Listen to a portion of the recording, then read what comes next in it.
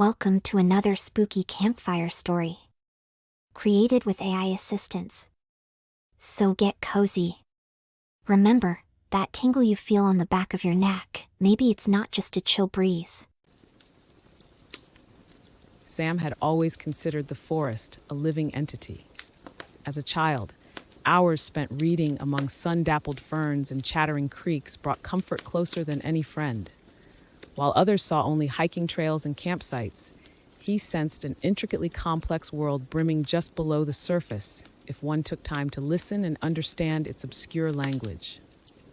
Over years as a park ranger, that childlike wonder never faded at the privilege of protecting untouched acres of whispering pines, each one standing sentinel over countless secrets. Sam started most patrols with 2 mugs of dark coffee, sipping one himself while leaving the other on a stump along his route as an offering of thanks to the spirit of the woods. His proffering usually vanished by the time he passed back through. That's why Becky always insisted Sam take the lead, handling any incidents involving lost or injured hikers. She joked his supernatural forest magic created an instant rapport. Sam just smiled knowingly, gave a trademark tip of his floppy hat, and went to work, relying on the wisdom of patient listening and respect. Until the day everything changed.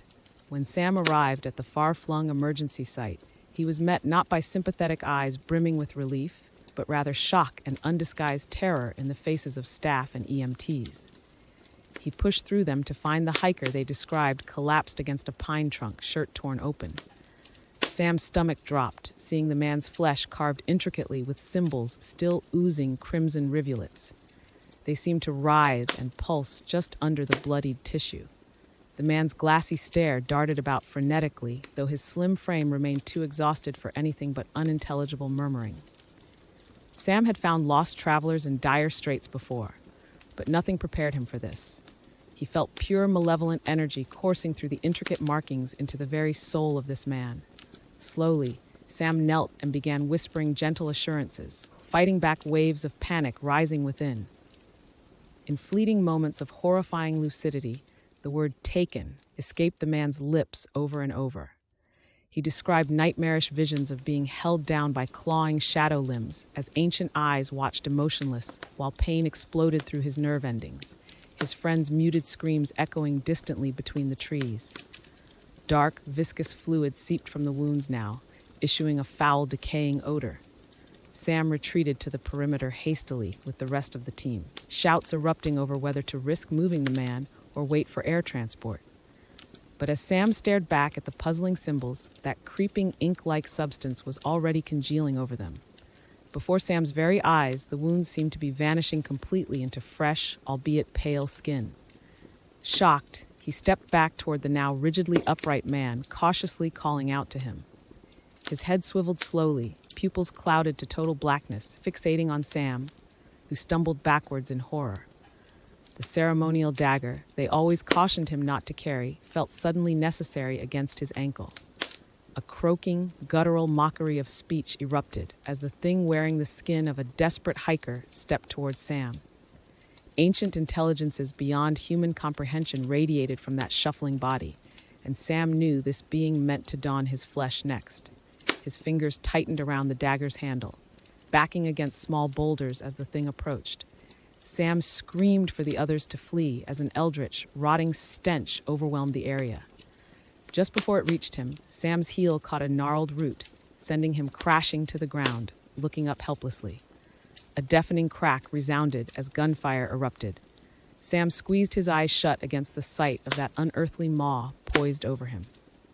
Several seconds passed before Sam dared to open them again, his ears ringing wildly in the following stillness. Smoke wafted from barrels pointed outward in a perimeter around the gruesome scene.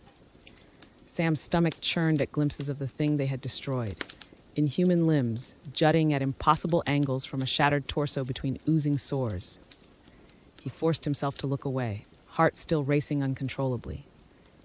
As personnel swarmed the area, Sam managed to relay urgent orders to escort visiting staff immediately back to headquarters and call for containment and research teams before stumbling into the cramped bathroom of the nearest vacant cabin to vomit violently. This was no longer just a rescue mission, but a threat to their very lives and potentially humanity itself. Hours later, once the secured transport team removed all traces of the thing posing as a man, Sam led a cautious expedition back to the location it had emerged from, replaying those dark ravings in his mind. He pushed aside ominous feelings that these very woods somehow allowed the unspeakable atrocity past its normally protective borders. Though Sam desperately longed to believe the madness would end with the death of the creature wearing a hapless wanderer's skin, his instincts screamed otherwise. Whatever evil had carved those glyphs into pliable flesh had to originate from something. He owed it to his fallen comrade and those still potentially stranded out there to find the source. The abandoned campsite was easy enough to locate and seemed innocuous upon first arriving at, the neglected fire pits and tattered tents flapping aimlessly amidst a clearing dotted with scraggly bushes and fallen pine needles. But as Sam stepped farther in, the evidence turned his blood to ice. Personal items ripped and bloodied, left abandoned mid-use, claw-like gouges tearing mercilessly across nearby tree trunks. And then he saw them, the same swirling markings etched deep into the bark, somehow oozing droplets of crimson sap slowly trailing downward. The forest itself appeared infected by whatever unknown cataclysm had transpired. Sam desperately linked clues from the survivors' ravings to little avail, only left with the growing sense this wasn't an isolated incident, likely the herald of something to come. Darkness would soon be upon these cursed woods, and Sam had strict orders this time not to remain past nightfall, given recent events. He gathered what scant evidence possible before turning motel his idling jeep. Faint shuffling footsteps in dried leaves seemed to stalk his perimeter no matter which direction Sam turned. A putrid odor swirled momentarily on the air before being swallowed again by thick pine musk. Sam doubled his pace frantically until at last breaking past the tree line onto the trail, breaths ragged, refusing to slow momentum until glowing lights from headquarters finally rose to beckon him into safety. For weeks, a tense anxiety plagued the normally vibrant and busy forest station, smiles seldom seen over circulated reports from biologists left baffled by samples and data collected. The just-departed summer residents spoke in fervent whispers about insidious experiments from shadowy government entities. Meanwhile, Sam privately struggled, accepting fate's cruel hand that had Bajralpost. At last turned the very sanctity of his charged forests against him, until Leah arrived. Brimming with eager theories, she represented the best hopes of the Institute of Biological Studies. From the moment she strode confidently into Sam's office, offering a hand calloused from fieldwork but graced with a gentle warmth he experienced firsthand, Leah presented the salvation Sam secretly clung to, needing himself amidst growing uncertainty. A way for reason and science to prevail against the rising tide of chaos.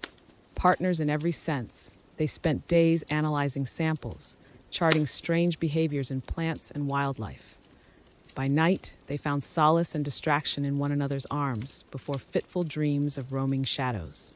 Weeks lapsed into months without conclusive breakthroughs, only more confirmed cases sprinkled over an expanding radius that seemed intent on eventually swallowing the once peaceful trails and sparkling streams. Then came the gray day. Leah appeared on Sam's doorstep, fighting back tears, head hung low in surrender. Their funding had run dry, with higher-ups demanding results too quickly rather than slow consolidation of patterns. She traced a finger sadly down Sam's cheek, wishing they had answers, or at least more time to keep fighting. Long after she drove away toward uncertain roads, Sam stared into cold hearth flames for what felt like hours. The now alien woods beckoned just past his window, their once welcome night songs now transformed into snarls and unsettling moans on the wind. Sam knew escape routes were already getting choked off, and soon the gathering darkness would overtake these final vestiges of hope and light meant to comfort the lost or weary of soul. At long last, Sam threw on his familiar ranger jacket and headed for the garage. He secured newly loaded supplies in his sturdy Jeep and took one long look back at the empty station which had nurtured his entire adult life. Muttering a mournful prayer of thanks, he turned the ignition key and sped toward one last patrol route. He swore silently to find answers for Leah's sake, to find redemption for his failure in the forests before all was lost forever. And if death's jaws awaited him among the shadows just beyond the headlight's glow, then so be it. For he had already lost everything saved, the last shreds of determined hope sustaining him mile after mile into the growing gloom. The end. If you enjoyed this spooky story, please like, subscribe for another spooky campfire story, and please leave a comment.